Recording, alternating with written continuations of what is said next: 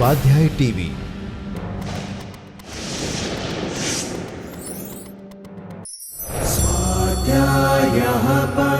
Doctor Baba Saheb Ambedkar open university.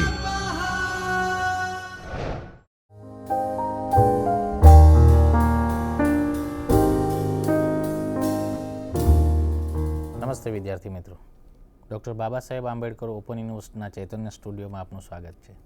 મિત્રો, સમાજશાસ્ત્ર વિષયમાં ગયા વ્યાખ્યાનમાં આપણે જોયું અને સમજ્યું કે સમાજશાસ્ત્રીય પરિપ્રેક્ષ્ય એટલે શું, સમાજશાસ્ત્રીય પરિપ્રેક્ષ્યમાં અર્થરૂપ અવરોધો કયા પ્રકારના છે અને વિવિધ વિષયોની તુલના માટે સમાજશાસ્ત્રીય પરિપ્રેક્ષ્યમાં વિવિધ પદ્ધતિની આખી પ્રક્રિયાઓ જે છે એના અનુસંધાને કયા પ્રકારનું સંશોધન કરી શકાય એ આપણે ગયા વ્યાખ્યાનમાં જોયું.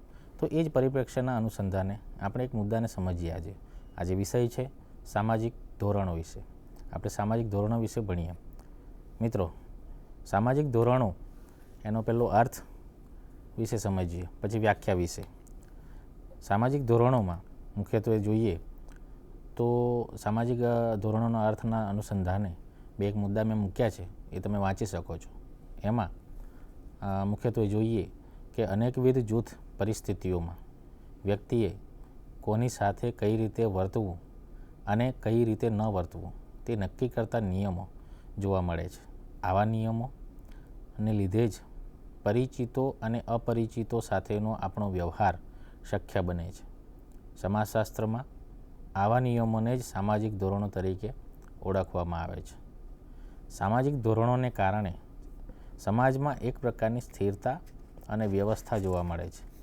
સામાજિક ધોરણોના અભાવમાં માનવ વ્યવહાર અશક્ય બની જાય છે. આ રીતે આપણે અર્થ સમજ્યા. એમાં સામાજિક જૂથ, સમુદાય, સમૂહ, કુટુંબ એ રીતે માનવીનો બે કે તેથી વધુ વ્યક્તિઓનો બનેલો સમૂહ જો હોય છે, એ સમૂહમાં સુશાસન, સુવ્યવસ્થિત અને સારી રીતે એ સમૂહને ચલાવવા માટેના કેટલાક નિયમો હોય છે. એ નિયમોને આપણે સામાજિક ધોરણો તરીકે ઓળખાવીએ છીએ. એટલે કઈ બાબત સારી, કઈ બાબત ખરાબ, કયું વર્તન કરવું એ હકારાત્મક છે અને કયું વર્તન ના કરવું અથવા તો કયું વર્તન કયા પ્રકારનું નકારાત્મક છે, એ બધી બાબતોનું મૂલ્યાંકન કરતા કેટલાક નિયમો જે છે એ નિયમોને આપણે સામાજિક ધોરણો તરીકે ઓળખીએ છીએ. સામાજિક ધોરણોનો અર્થના અનુસંધાને કેટલાક વિજ્ઞાનીઓએ વ્યાખ્યાઓ પણ આપી છે. એ વ્યાખ્યાઓને આપણે સમજીએ. એ વ્યાખ્યાઓમાં મુખ્યત્વે બ્રૂમ અને સેલ્ઝનિક અને યંગ અને મેક આ બે વ્યાખ્યાઓ આપણે લીધી છે. એમાં સામાજિક ધોરણો યોગ્ય અને અયોગ્ય વર્તનનું સ્પષ્ટીકરણ કરતા નિયમો છે.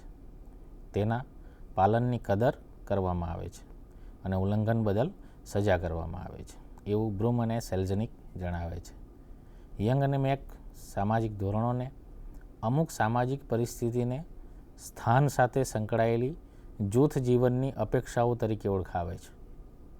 દાખલા તરીકે નાગરિક તરીકે કઈ રીતે વર્તવું અને કઈ રીતે ન વર્તવું તે અંગેના રાજકીય કાયદાઓ સામાજિક ધોરણો છે. એવી જ રીતે ભારતીય સમાજના જ્ઞાતિ સમૂહની વાત કરીએ તો જ્ઞાતિના સભ્ય તરીકેનું વર્તન અંગેના નિયમો એટલે સામાજિક ધોરણો છે. આમ રાજકીય કાયદાઓના અનુસંધાને કેટલીક વખત ભારતીય બંધારણની જ્યારે વાત કરીએ તો ભારતીય બંધારણના અનુસંધાને માર્ગ અને પરિવહનના જે કંઈ પણ નિયમો છે, દાખલા તરીકે ડાબી બાજુએ હંમેશા વાહન હંકારવું જોઈએ અથવા તો ચાલવું જોઈએ રસ્તાઓ પર. એ જ અનુસંધાને એના નિયમોનું ઉલ્લંઘન બદલ કાયદાકીય પ્રક્રિયામાં પણ સજા કરવામાં આવે છે. એ જ રીતે દ્વિચક્રી વાહન હંકારવાનું હોય તો કમ્પલસરી હેલ્મેટ પહેરવું ફરજિયાત છે, એવું કાયદાકીય પ્રોસિજરમાં રાજકીય કાયદાના અનુસંધાને નિયમો બનાવેલા છે.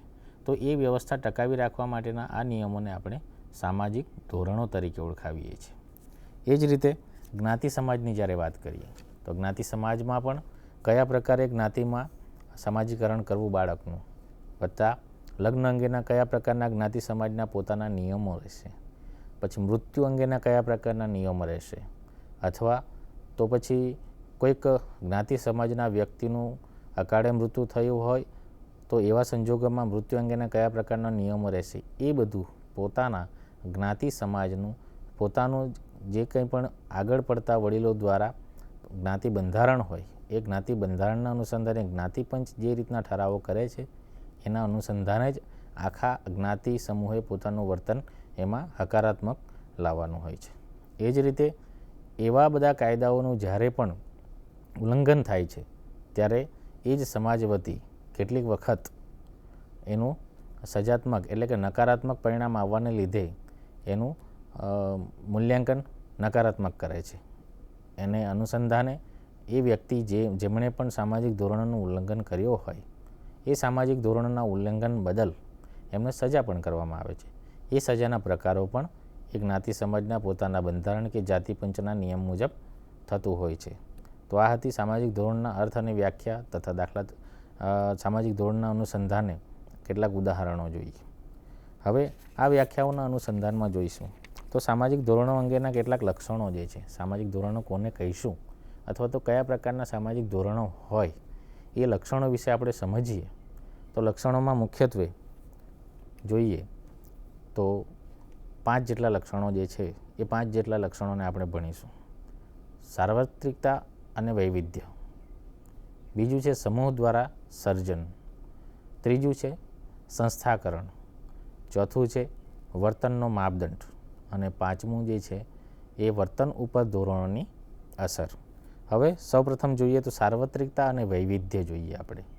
સાર્વત્રિકતા અને વૈવિધ્યની જ્યારે વાત આવે છે ત્યારે સાર્વત્રિક એટલે કોઈ પણ દુનિયાનો એવો સમૂહ નથી, માનવી દ્વારા રચાયેલો આખો સમૂહ કે જ્યાં પરંપરાગત ધોરણો ના હોય અથવા તો એ સમૂહને ટકાવનારી જે કંઈ પણ વ્યવસ્થાઓ છે એ વ્યવસ્થાની અંદર એ ટકાવવા માટેના જે પરિબળો ભાગ ભજવે છે કે તત્વો ભાગ ભજવે છે અથવા તો જે કંઈ તથ્યો જે છે એ તથ્યોના અનુસંધાને રચાયેલી આખી વ્યવસ્થા છે એ બધા પરિબળોને આપણે સામાજિક ધોરણો તરીકે ઓળખાવીએ છીએ.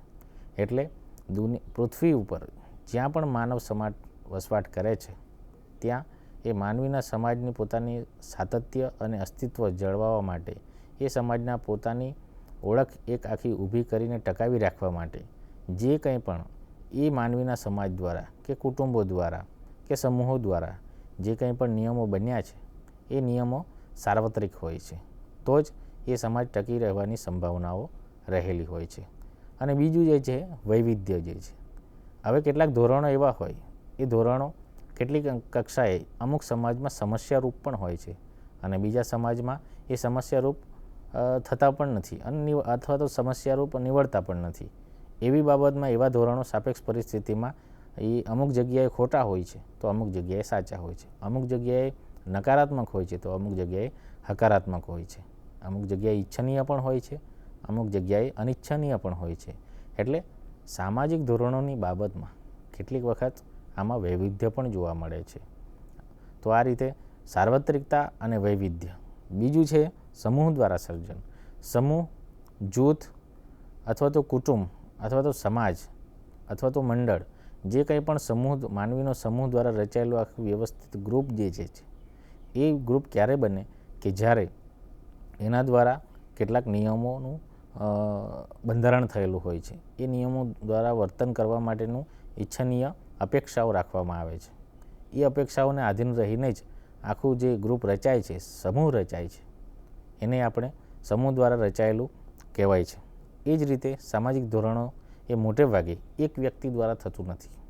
2 કે તેથી વધુ વ્યક્તિઓ દ્વારા એકબીજાની આંતરક્રિયાઓમાં જે કંઈ પણ નિયમોનું આપ-લે કરે છે, આંતરક્રિયાઓ થાય છે, પ્રતિક્રિયાઓ થાય છે અને સામાજિક ક્રિયાઓ થાય છે, એવા જ અનુસંધાને એનાથી એ વર્તનમાં આપણને દેખાઈ આવે છે અને એ વ્યવસ્થા ટકાવી રાખવાના પ્રયત્નો કરે છે. તો એ આખી જે પ્રક્રિયા જે છે એ સમૂહ દ્વારા સર્જન થયેલી પ્રક્રિયા છે. ત્રીજું છે સંસ્થાકરણ થયેલું હોય છે. હવે સંસ્થાકરણ એટલે કોઈ પણ કુટુંબ, સમાજ, જૂથ કે મંડળ એ એક જ વ્યક્તિને લાગુ પડતું નથી, પરંતુ સમૂહના જે છે કોઈ પણ નિયમો હોય, પછી એ જ્ઞાતિને લગતા નિયમો હોય, લગ્નને લગતા નિયમો હોય, મૃત્યુ પ્રસંગોને લગતા નિયમો હોય અથવા તો કેટલીક પ્રક્રિયાઓમાં રાજકીય નિયમો પણ હોઈ શકે છે જે રાજકીય કાયદાઓના અનુસંધાન નહીં પણ સાદા સમાજમાં જે કંઈ પણ વ્યવસ્થા જે છે એ વ્યવસ્થાઓ જે છે એ પરંપરાગત અવસ્થાઓને ધ્યાનમાં રાખીને નિયમો બનેલા હોય છે. તો એનું સંસ્થાકરણ ક્યારે થયેલું કહેવાય કે સમૂહના બધા જ સભ્યો અમે એક છે એ રીતે વર્તન કરે અને એ વર્તન કરવા માટેના કેટલાક એમના જે પરિમાણો છે એ પરિણામો એમના વર્તનમાં દેખાય, તો એ વર્તન કરવા તરફના પરિમાણો જે બળ પૂરું પાડે છે એને આપણે સામાજિક ધોરણો તરીકે ઓળખાવીએ છીએ. એ સામાજિક ધોરણો ત્યારે જ ફળીભૂત થયા કહેવાય કે જ્યારે સમૂહ દ્વારા એનું સંસ્થાકરણ પણ થયેલું હોય છે. ચોથી બાબત છે વર્તનનો માપદંડ. હવે કેટલીક વખત સામાજિક ધોરણો કયા પ્રકારના હોય છે એ જોઈએ. તો સામાજિક ધોરણો એવા સંદર્ભમાં હોય છે કે જેમાં કે વર્તનનો માપદંડ નક્કી થયેલો હોય છે. ભારતીય સમાજની જ્યારે વાત કરીએ તો જ્ઞાતિ વ્યવસ્થાના પોતપોતાના સમાજને જે કંઈ પણ બંધારણો છે એ બંધારણના અનુસંધાને જ સ્ત્રી પુરુષના એકબીજાના સંબંધોના સામાજિક સંબંધોના એ બધા નિયમો હોય છે કે ભાઈ બાળકે માતા પિતા આગળ કયા પ્રકારનું વર્તન કરવું, માતા પિતાએ બાળક આગળ કયા પ્રકારનું વર્તન કરવું, એમની જે કૌટુંબિક વ્યવસ્થા છે એ કૌટુંબિક વ્યવસ્થામાં કયા પ્રકારની પોતાના જ્ઞાતિ વ્યવસ્થાને ધ્યાનમાં રાખીને નિયમોનો અમલીકરણ કરવું, અથવા તો આ જ નિયમો ઈચ્છનીય છે અથવા તો જ્ઞાતિ કે સમૂહ દ્વારા કે સમૂહ દ્વારા જે કંઈ પણ નિયમાવલી બનાવવામાં આવેલી હોય તો એના આધારે જ વર્તન કરવામાં આવે છે. તો એ વર્તન જે છે એ કેટલા અંશ સુધી સહ્ય હોય એ સમાજ દ્વારા, એ સમૂહ દ્વારા, એ કુટુંબ દ્વારા કે બે કે તેથી વધુ વ્યક્તિઓનો સમૂહ દ્વારા. તો એની જે માત્રા જે છે એ વર્તનની માત્રા કેટલા પ્રકારે સહ્ય કહેવાય, સાચી કહેવાય કે હકારાત્મક કહેવાય, એના પણ કેટલીક પરિમાણો છે. તો એની માત્રાને જે માપવા માટેના કેટલાક માપદંડો હોય છે. તો આ વર્તનના માપદંડો જે છે એ વર્તનના માપદંડો પણ સામાજિક ધોરણના લક્ષણો તરીકે આપણે ઓળખાવીએ છીએ. દાખલા તરીકે એક ઉદાહરણ આપ્યું કે ફેશન જે છે એ ફેશન કયા સમાજમાં કેટલા પૂરતી સહ્ય છે. દાખલા તરીકે ફિલ્મી ભારતીય ચલચિત્રોની વાત કરીએ તો ભારતીય ચલચિત્રોમાં રાજ્ય વાઇઝ ફિલ્મો અલગ રિલીઝ થતા હોય અથવા તો આખું ભારતીય પરિપ્રેક્ષ્યમાં બોલિવૂડની જ્યારે વાત આવે છે ત્યારે સૌથી વધુ ફેશનનું એમાં પ્રમાણ વધારે હોય છે. તો એનું એ પ્રમાણ જે છે એ પ્રમાણ કેટલા અંશે એ સમાજ સ્વીકારે છે એની આખી માત્રા અથવા તો એ ન્યૂઝપેપર દ્વારા આપણે જાત જાતના સમાચારો એમાં વાંચીએ છીએ અને એના અનુસંધાને એની કેટલીક વખત એનું પ્રશંસાઓ પણ થાય છે, કેટલીક વખત એનાથી વધારે ટીકાઓ પણ થાય છે. એ પ્રશંસાઓ અને ટીકાઓ જે છે એને આપણે ધોરણો તરીકે ઓળખાવીએ છીએ, કારણ કે કયો સમાજ કયા પ્રકારે એમને હકારાત્મક લે છે કે નકારાત્મક લે છે એ બાબત મોટે ભાગે વર્તનના માપદંડો નક્કી કરતા હોય છે. એટલે જે સામાજિક ધોરણો છે એ સામાજિક ધોરણોમાં વર્તનના માપદંડો જે છે એ સામાજિક ધોરણનું એક આખું લક્ષણ તરીકે આપણે ઓળખાવીએ છીએ. બીજું છે પાંચમું છે વર્તન ઉપર ધોરણની અસર. હવે વર્તન ઉપર ધોરણોની અસર જે છે એના માટેનું એક સરસ ઉદાહરણ ફેશન છે. પછી જ્ઞાતિની આખી પોતાની જાતિપંચ દ્વારા નિયમો ઘડાયેલા છે. કેટલીક વખત ભારતીય પરિપ્રેક્ષ્યમાં મિત્રો વાત કરું તો ભારતીય પરિપ્રેક્ષ્યમાં પોતાના સમાજનું બંધારણ એટલું બધું અસરકારકતા રીતે લેવામાં આવે છે કે જે ભારતીય બંધારણના નિયમો કરતાં પણ વધારે પડતું એમને પાડવામાં આવે છે. એવા જ કિસ્સામાં કેટલીક વખત એવું બને કે ભારતીય બંધારણના જે કાયદાઓ છે એ કેટલીક વખત ઉલ્લંઘન કરી શકે છે, પણ પોતાના સમાજના કાયદાઓ જે છે, જ્ઞાતિ સમૂહના કાયદાઓ છે એ ઉલ્લંઘન કરી શકતા નથી. એવું પણ આપણને કોઈક વાર એવા ઉદાહરણો આપણને ન્યૂઝપેપર કે સમાચાર પત્રોમાં આપણને જાણવા મળે છે. તો આવા કિસ્સામાં વર્તન ઉપર ધોરણોની અસર કેવી હોય છે એના આધારે આપણે જોઈશું.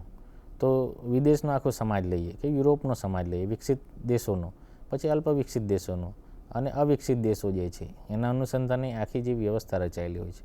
બીજું ધાર્મિકતા પ્રમાણેની જ્યારે વાત આવે, સાંપ્રદાયિક અવસ્થાની જ્યારે વાત આવે, કોઈપણ એક સંપ્રદાયની વાત કરીએ તો એ સંપ્રદાયમાં પોતાના જે ઈષ્ટદેવ છે એ ઈષ્ટદેવે કઈ રીતે એમની આખી નિયમાવલી છે તો એની અસર જે કંઈ પણ એમના સાધકો હોય છે એ સાધકો પર પડતી હોય છે. આમ વર્તનના માપદંડોની અસર સીધી ધોરણોની અસર એમાં હોય છે. તો આ 5 લક્ષણો આપણે જોયા કે સામાજિક ધોરણો અંગેના લક્ષણો જે છે એ સામાજિક ધોરણો અંગેના લક્ષણોમાં પહેલું તો જોયું તો સાર્વત્રિકતા અને વૈવિધ્ય, બીજું છે સમૂહ દ્વારા સર્જન, ત્રીજું છે સંસ્થાકરણ, પછી ચોથું છે વર્તનનો માપદંડ અને પાંચમું છે વર્તન ઉપર ધોરણની અસર. આ જે છે એ આખા સામાજિક ધોરણ અંગેના લક્ષણો આપણે જોઈએ છીએ. આગળ જોઈએ મિત્રો તો એમાં મુખ્યત્વે સામાજિક ધોરણોમાં ધોરણના પ્રકાર જે છે એ સામાજિક ધોરણના પ્રકાર મેકાઇવર અને પેજ અને જોન્સનના મતે કેટલાક પ્રકારો આપવામાં આવેલા છે, એ આપણે ભણીએ. મેકાઇવર અને પેજના અનુસંધાને જોઈએ તો એમણે 5 પ્રકારો જેટલા આપ્યા છે. એમાં એક છે મંડળના ધોરણો, બીજું છે સામુદાયિક ધોરણો, ત્રીજું છે નૈતિક ધોરણો, ચોથું છે કાનૂની ધોરણો અને પાંચમું સંબંધિત ધોરણો અને નિયંત્રિત ધોરણો. જોન્સનના મતે વાત કરીએ તો જોન્સન એમ કહે છે કે 2 પ્રકારો પડે છે. એમાં નિયંત્રિત ધોરણો અને અનિયંત્રિત ધોરણો. સૌપ્રથમ મંડળના ધોરણો, મેકાઇવર અને પેજ જ્યારે આપણે વાત કરીએ ત્યારે મંડળના ધોરણોના અનુસંધાને કોઈ પણ એક મંડળ રચાતું હોય, દાખલા તરીકે શૈક્ષણિક મંડળની વાત કરીએ. શૈક્ષણિક મંડળ એવું વિચારે કે ચલો શિક્ષણના કાર્યમાં સમાજના વિકાસ માટે એક સંસ્થા આપણે બનાવીએ, પણ એ સંસ્થા બનાવતા પહેલાં મંડળ કઈ રીતે બનાવવું એના કેટલાક નિયમો હોય. હવે એ મંડળમાં મોટે ભાગે સરકારશ્રીની જે કંઈ પણ માર્ગદર્શિકા હોય એ મુજબના નિયમો આપણી પાસે એમને અમલી કરવાના હોય છે. એ નિયમોને અમલી કરવા માટેના જે કંઈ પણ વ્યક્તિઓ આગળ આવે છે એ વ્યક્તિઓ એ નિયમોને આધીન એક આખું મંડળ રચાય છે. એ મંડળના પોતાના હેતુઓ હોય તો સરકાર અને મંડળ એમના જે એકબીજાના હેતુઓ જે છે એ હેતુઓ સમાજના વિકાસમાં, શિક્ષણમાં સૌથી વધુ સારી રીતે અસરકારક અને નૈતિક શિક્ષણની વાત આખી આવરી લઈને જ્યારે પણ નિયમો બનાવે છે ત્યારે એ નિયમોને એ જ્યાં સુધી સંસ્થા ટકી રહે છે ત્યાં સુધી એને પાળવા માટેનો પ્રયત્ન કરવા માટેના કેટલીક વખત એની બાંહેધરી કે ખાતરી આપવામાં આવે છે. તો એવા સંજોગોમાં કેટલીક વખત એવું થાય કે મંડળોમાં શૈક્ષણિક નિયમોને કારણે પણ ફેરફારો થવાની હોય, તો એવા સંજોગોમાં એમના જે લેખિત બંધારણો દ્વારા નિયમોને અમલીકરણ થયેલું હોય તો એમણે આગળ પડતું મોટે ભાગે કાયદાને વિસ્તારમાં આવીને જ કામ કરવાની પ્રણાલી હોય છે. તો એ રીતે મંડળના પણ નિયમો હોય છે. બીજું જે છે એમાં સામુદાયિક ધોરણો હોય છે.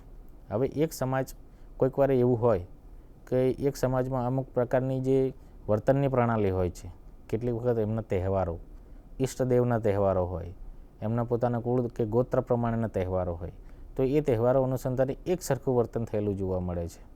તો આપણા રાષ્ટ્રીય તહેવારોમાં પણ એ જ રીતે હોય છે. તો એવા સંજોગોમાં સમુદાય કયા પ્રકારનું વર્તન કરે છે, એ વર્તનમાં એમની જે પોતાની મનોવૈજ્ઞાનિક લાગણી જે છે એ લાગણી પોતે કયા પ્રકારના નિયમો પાડવાના છે આ અવસ્થામાં, તો એ અવસ્થા જે દેખાઈ આવે છે એ દેખાઈ આવવા માટેની કારણ કે સામાજિક ધોરણો એ વર્તનમાં દેખાય છે, આપણે એને પ્રત્યક્ષ જોઈ શકતા નથી. તો એ વર્તનમાં જોવા માટેની એક આખી નિયમાધીન થતી આખી પ્રક્રિયા જે છે એ પ્રક્રિયાઓ પાછળ સામાજિક ધોરણો રહેલા હોય છે. એટલે મેકાઇવર અને પેજ સામુદાયિક ધોરણોનો બીજો નંબર આપે છે. ત્રીજું છે નૈતિક ધોરણો. મોટેભાગે શિક્ષણ પ્રશિક્ષણની પ્રક્રિયાઓમાં જોઈશું તો શિક્ષણ પ્રશિક્ષણની પ્રક્રિયામાં વેલ્યુ એજ્યુકેશન પર વધારે ભાર મૂકવામાં આવે છે કે ચલો મોટે ભાગે વધારે પડતી એટલી ટેકનિકલ કેપેસિટી ના પણ હોય, પણ એક સારા નાગરિક તરીકે, એક સારા માનવી તરીકે એમનું એક આખું નૈતિક શિક્ષણનું ઘડતર થાય એવા જ સંજોગોમાં મોટે ભાગે શૈક્ષણિક સંસ્થાઓમાં એના ધોરણો રચાયેલા હોય છે, એના નિયમો રચાયેલા હોય છે. આવા સંજોગોમાં નૈતિક ધોરણોને ખૂબ જ મહત્ત્વ આપવામાં આવે છે. એ પછી જ્ઞાતિ વ્યવસ્થા હોય, ભારતીય રાજકીય વ્યવસ્થા હોય કે બંધારણીય કે કાનૂની વ્યવસ્થા હોય, એવા કિસ્સામાં નૈતિકતાને ખૂબ જ મહત્ત્વ આપવામાં આવે છે. ચોથું છે કાનૂની ધોરણો. હવે કાનૂની ધોરણો જે છે એ બંધારણીય કોઈ પણ ગામ, રાજ્ય કે પછી તાલુકો કે જિલ્લો હોય કે દેશ હોય એવા વ્યવસ્થામાં બંધારણીય નિયમો અમલી કરવાના હોય છે. એ નિયમોમાં આધીન રહીને જ માનવીય વર્તન કરવાનું એવું આદેશાત્મક વલણ હોય છે. એવા આદેશાત્મક વલણના અનુસંધાને એવા જે કંઈ પણ પ્રક્રિયાઓ થાય છે નિયમાધીન, એના સિવાયની ઉલ્લંઘન કરતી પ્રક્રિયાઓ કે વર્તન થાય છે ત્યારે એની સામે હિંસક રીતે અથવા તો કાયદાની પ્રક્રિયામાં જે કંઈ પણ દંડ કે સજા થયેલી હોય એવા અનુસંધાને એમને નિયંત્રણ લાવવા માટેનો પ્રયત્ન કરવામાં આવે છે. તો એ જે ધોરણો જે છે એ ધોરણોને આપણે કાનૂની ધોરણો કહીશું. દાખલા તરીકે ચોરી, લૂંટફાટ અથવા તો ખૂનના કિસ્સાઓમાં પણ કેટલીક વખત આ બધી કલમોને આધીન બંધારણીય પ્રક્રિયા છે, પોલીસ કાર્યવાહી, કોર્ટ પ્રક્રિયા, પછી સાબિત થવું અને પછી જે જેલની સજા હોય કે મૃત્યુદંડ સુધીની સજા હોય, એક આખી કાનૂની ધોરણોને ધ્યાનમાં રાખીને થતા નિયમો છે, એ સામાજિક ધોરણો જ કહેવાય. બીજું છે 5મા નંબરમાં સંબંધિત ધોરણો અને નિયંત્રિત ધોરણોની વાત આવે છે. હવે સંબંધિત ધોરણો અને નિયંત્રિત ધોરણો. હવે સંબંધિત ધોરણોમાં તમે જોશો તો સંબંધિત ધોરણોમાં કુટુંબની વાત કરીએ તો કુટુંબમાં મુખ્યત્વે કુટુંબમાં બાળકો સાથેના સંબંધો, માતા પિતા, એમનું જે સંયુક્ત કુટુંબ છે કે વિભક્ત કુટુંબ છે. સંયુક્ત કુટુંબમાં એમના વડીલોથી લઈને જે કંઈ પેઢી સુધી આવે, બીજી કે ત્રીજી પેઢી સુધીના સભ્યો એક સાથે રહેતા હોય તો કેટલી વખત જે કંઈ પણ નિયમો છે એમનો જે વડીલ હોય એ વડીલ જ મોટે ભાગે જે કંઈ કુટુંબમાં પરિવર્તન લાવવાનું થાય તો એ નિર્ણયો લેવામાં આવે છે. કેટલાક સમાજ એવો છે કે સ્ત્રીઓના કિસ્સામાં વધારે નિર્ણયોને મહત્ત્વ આપવામાં આવે છે. સાદા સમાજની વાત કરીએ તો ભારતીય આદિમ સમાજમાં પણ સ્ત્રીઓના દરજ્જાને સૌથી ઊંચો માનવામાં આવે છે. એવા કિસ્સામાં માતૃસત્તાક કુટુંબો પણ તમે જોઈ શકશો. તો સ્ત્રી પુરુષના કિસ્સામાં પણ કેટલીક વખત જે કંઈ પણ નિયમોનું અમલીકરણ કરવાનો હોય તો એવા સંજોગોમાં કોને વધારે મહત્ત્વ આપવું એના પોતપોતાના સમાજના આખા નિયમો જોવા મળે છે. તો એ સંબંધિત ધોરણોને આધીન હોય છે. બીજું નિયંત્રિત ધોરણો જે છે એ નિયંત્રિત ધોરણોમાં જોઈશું તો મોટેભાગે જ્ઞાતિ વ્યવસ્થાની અંદર પણ કયા પ્રકારના પહેરવેશ પહેરવો, જ્ઞાતિ સમાજને ધ્યાનમાં રાખીને કે આધુનિક, અચાનક અણધાર્યા પરિણામો ફેશનમાં જોઈશું તો કોઈક વાર એમનો ટીકાનો ભોગ પણ બનવું પડે એવી અવસ્થા હોય તો એવી અવસ્થાઓ કયા પ્રકારની છે તો કેટલા હદ સુધી કે કેટલી મર્યાદા કે વિસ્તાર સુધી એમનું અમલીકરણ કરવો એવા કેટલીક રેખાઓ બંધાયેલી હોય છે. એને નિયંત્રિત રેખાઓ તરીકે આપણે ઓળખાવીશું. તો એ નિયંત્રિત ધોરણ હોય કે ભાઈ આમાં આપણા સમાજમાં આવું તો ના કરાય, આપણા સમાજમાં આવું હોવું જોઈએ, આપણા સમાજમાં આટલું જ હોવું જોઈએ, આ પ્રકારનું હોવું જોઈએ. આ બધી કેટલીક વાતો જે આપણે વ્યવહારમાં સમજીએ છીએ એ જે છે એ નિયંત્રિત ધોરણોને આપણે જોઈશું. પછી જોન્સન જે છે એ જોન્સન પણ નિયંત્રિત ધોરણો અને અનિયંત્રિત ધોરણોની વાત કરી. મેં નિયંત્રિત ધોરણની તો વાત કરી જ દીધી છે. હવે બીજા નંબરમાં અનિયંત્રિત ધોરણો જે છે. અનિયંત્રિત ધોરણમાં ફેશનમાં પણ હોય છે કે ફેશનમાં મોટેભાગે એને લિમિટ નથી હોતી. દાખલા તરીકે પેરિસ જે છે દરરોજ એક ફેશન શોધાતી હોય એટલે ફેશન શોધાય તો છે પણ એને અમલી કરનારા કેટલા. જ્યારે ભારતીય પરિપ્રેક્ષ્યમાં વાત કરીએ તો ભારતીય પરિપ્રેક્ષ્યમાં પણ એનું અમલીકરણ ઓછું હોય છે કારણ કે ફેશનનું બહુ પ્રચલિત હોતું નથી. મોટેભાગે ફિલ્મી ઢબે જે ફેશન આવે છે એની સૌથી વધુ અસર યુવાનો પર પડતી હોય છે. અથવા તો ગ્લોબલાઇઝેશન અને ઇન્ટરનેટના જમાનામાં પણ સૌથી વધુ અસર કયા દેશમાં કયા પ્રકારની ફેશન ચાલે છે, કયા કલાકાર કયા પ્રકારની ફેશન રાખે છે. પછી એ વાળ ઓઢવા માટેની ફેશન હોય કે પછી પહેરવેશ પોશાકની વાત હોય તો એવી ખૂબ જ બારીકાઈથી એનું અવલોકન કરીને એનું આખું પ્રચલન થતું હોય છે.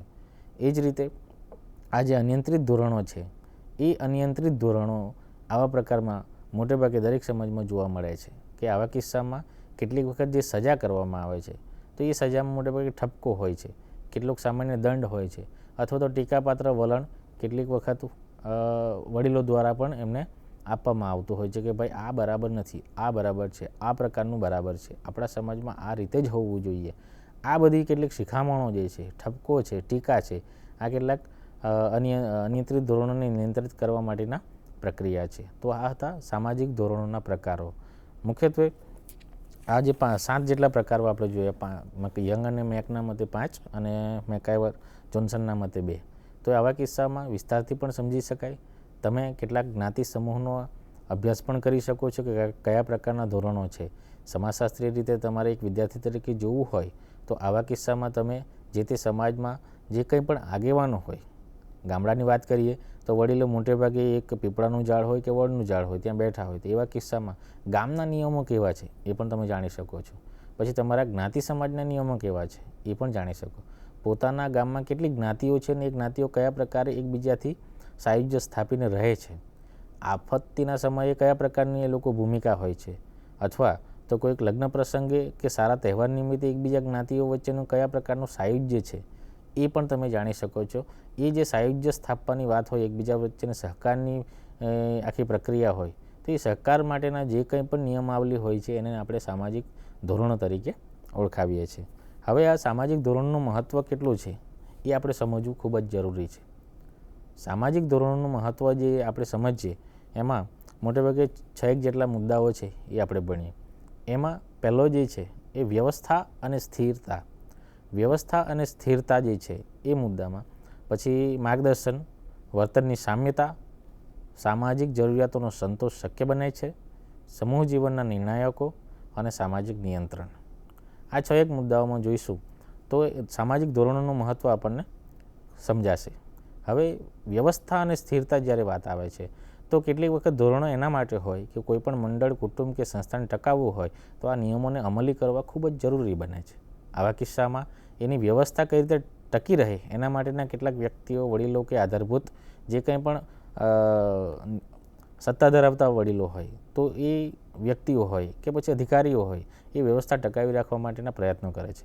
એ વ્યવસ્થા ટકાવી રાખવા માટેના પ્રયત્નોમાં મુખ્યત્વે એ કયા નિયમો રહેશે એનું પ્રચલન તો એ સમૂહ, કુટુંબ કે સંસ્થા કે જૂથમાં થયેલો જ હોય છે, પણ એની વ્યવસ્થા ટકાવવા માટેના પ્રયત્નો ચાલુ જ હોય છે. બીજું, અને એના કારણે સ્થિરતા પણ આવે છે.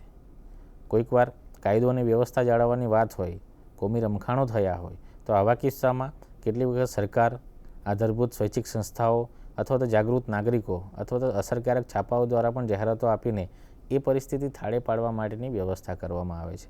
તો જ એમાં સ્થિરતા લાવી શકાય છે. તો સામાજિક ધોરણો દ્વારા આપણે એને સ્થિરતા લાવી શકીએ છીએ. બીજું છે માર્ગદર્શન. સામાજિક ધોરણો હંમેશા માર્ગદર્શન આપે છે. કોઈ જ્ઞાતિની વાત કરીએ કે કુટુંબની વાત કરીએ ત્યારે કેટલી વખત પૌત્રને જ્યારે દાદાજી કહેતા હોય કે ભાઈ આપણા સમાજમાં, આપણી પેઢીઓમાં કે આપણા કુટુંબમાં આ રીતે હતું તો એક માર્ગદર્શન મળે છે. આટલા રેકોર્ડ હતા, આ પ્રકારનું કાર્યપ્રણાલી થતી હતી, અથવા તો આ રીતે આપણો સમાજ ઊભો થયેલો છે, અથવા તો આ આપણો ઇતિહાસ છે. તો આવા કિસ્સાઓમાં માર્ગદર્શન મળતું રહે છે. એ જે માર્ગદર્શન મળવાની આખી પ્રક્રિયા જે છે એનાથી સમાજ કે કુટુંબ કે સંસ્થા કે મંડળ એની અસ્તિત્વ ટકી રહે છે. ત્રીજું છે વર્તનની સામ્યતા. વર્તનની સામ્યતાની જ્યારે વાત કરીએ ત્યારે મોટેભાગે એક જ કુટુંબ કે જૂથ કે પછી સમુદાય હોય એમાં એક ધોરણ જ્યારે અમલી થતું હોય કે લગ્ન પ્રસંગે આ પ્રકારનું વર્તન કરવું જરૂરી છે કે ઈચ્છનીય છે, તો આવા કિસ્સામાં સમાજ, સમુદાય કે મંડળના અનુસંધાને એક જ પ્રકારનું વર્તન થતું હોય છે. એટલે એમાં સામ્યતા તમને જોવા મળે છે. તો એ સામ્યતાને કારણે યુનિટી દેખાય છે અને યુનિટીને કારણે એક આખી વ્યવસ્થા ટકી રહેવાની આખી એ ભાવના જે છે એને આપણે એ વર્તનમાં જોઈ શકીએ છીએ. પછી જે છે સામાજિક જરૂરિયાતોનો સંતોષ શક્ય બને છે. ધોરણો હંમેશા જ્ઞાતિના સમાજમાં જ્યારે જોઈએ કે આદિમ સમાજની વાત કરીએ ત્યારે એ કયા પ્રકારનું, દાખલા તરીકે સાદા સમાજની વાત કરીએ, એક સાથે ખેતી કરવાની પદ્ધતિ, એક સાથે ખોરાક એકત્ર કરવાની પદ્ધતિ. હવે એવા કિસ્સામાં ભૌગોલિક એરિયાની જ્યારે વાત કરીએ ત્યારે ખૂબ જ મુશ્કેલી પડતી હોય છે, એક વ્યક્તિથી પહોંચી વળાતું નથી. તો કુદરતી આપત્તિ અને બીજી બાજુ ખોરાકનું એકત્રીકરણ, આમાં યુનિટી અથવા તો એના નિયમો ના બંધાયેલા હોય તો એવા કિસ્સામાં જે કંઈ પણ સમસ્યાઓ સર્જાય છે એ એક વ્યક્તિને લીધે નથી સર્જાતી, પણ સમગ્ર કુદરતની સામે ટકી રહેવાની જે આખી અવસ્થા સર્જાય છે એ અવસ્થા યુનિટીને કારણે આવે છે. અને એ યુનિટીમાં જે કંઈ પણ નિયમો છે એ સામાજિક ધોરણો જ છે. આમ સામાજિક જરૂરિયાતોનો સંતોષ શક્ય બને છે. બીજું છે સમૂહ જીવનના નિર્ણાયકો છે. સમૂહ જીવન મોટેભાગે આજે વિશ્વમાં સૌથી વધુ જે સમસ્યા સર્જાતી હોય, ત્રાસવાદની વાત કરીએ તો એ ત્રાસવાદમાં મોટેભાગે જે કંઈ પણ ધાર્મિક, સામાજિક કે પછી અન્યાયના સંબંધો હોય, અન્યાય થયો હોય અથવા તો ધાર્મિક કારણ હોય, સાંપ્રદાયિક કારણ હોય, એવા કિસ્સામાં એકબીજાનું સાયુજ્ય સ્થપાયું ના હોય તો જ એમાં સમૂહ જીવનના નિર્ણાયકો નિષ્ફળ જાય છે. પરંતુ જ્યારે વસુધૈવ કુટુંબકમની જ્યારે ભારતીય પરિપ્રેક્ષ્યમાં વાત આવે છે ત્યારે વિશ્વ એક આખું કુટુંબ છે, એક આખું ગુણ રહેલો છે. એ કુટુંબને અસ્તિત્વ ટકાવી રાખવા માટે આપણે વિશ્વને સાથે ચાલવાનો જે આખો ઉદ્દેશ છે એ ઉદ્દેશ પણ આપણે સામાજિક ધોરણોમાં લઈ શકીએ એમ છે. એટલે સમૂહ જીવનના નિર્ણાયકોમાં પણ આ રીતની સામાજિક ધોરણોનું મહત્ત્વ ખૂબ જ હોય છે. બીજું છે સામાજિક નિયંત્રણ. હવે કોઈ પણ જ્ઞાતિ, સમૂહ કે કુટુંબ જે કંઈ પણ અવસ્થા છે એ નિયમોથી બંધાયેલી છે, એ નિયમો અસરકારકતા છે અથવા તો આ જ બંધારણીય પ્રક્રિયા છે, તો આ જ માત્ર તમે આ પ્રકારનું જ વર્તન આમાં કરી શકશો, આ પ્રકારના જ નિર્ણય લઈ શકો અથવા તો આ પ્રકારની જ કામગીરી કરવાની છે. આવું જે કેટલુંક આદેશ કરતા ધોરણો જે છે એ ધોરણો સામાજિક નિયંત્રણ કરવાનું કામ કરે છે અને વ્યવસ્થા ટકાવી રાખવા માટેનું કામ કરે છે. આમ આ સામાજિક ધોરણોના 6 જેટલા મુદ્દાઓ આપણે જોયા. બીજા પણ તમે ઘણા બધા જોઈ શકો છો, બીજા પુસ્તકોનો પણ સહારો લઈ શકો છો અને જીપીએસસી અને યુપીએસસીની તૈયારીના ભાગરૂપે આ જે મુદ્દાઓ છે એ મુદ્દાઓમાં તમે વ્યવસ્થિત માહિતી લઈ શકો છો. 2 પુસ્તકો છે, એનો પણ તમે વાંચીને સંદર્ભ પુસ્તકો તરીકે ઉપયોગ કરી શકો છો. એમાં મોટેભાગે પ્રોફેસર જે.કે. દવે અને એ.જી. શાહે લખેલા અનડા બુક ડિપો દ્વારા બહાર પડેલા પુસ્તકોમાં પણ સામાજિક ધોરણો વિશેની વ્યવસ્થિત માહિતી આપવામાં આવેલી છે. અથવા તો આપણી યુનિવર્સિટીના જે કંઈ પણ પુસ્તકો છે એને લગતા ESOમાં એનો પણ ઉપયોગ કરીને તમે સામાજિક ધોરણો વિશેની માહિતી સારી રીતે મેળવી શકશો. ત્યાં સુધી બીજા વ્યાખ્યાન સાથે પાછા હાજર થઈશું. રજા આપશો. નમસ્તે. स्वाध्यायः परमं तपः।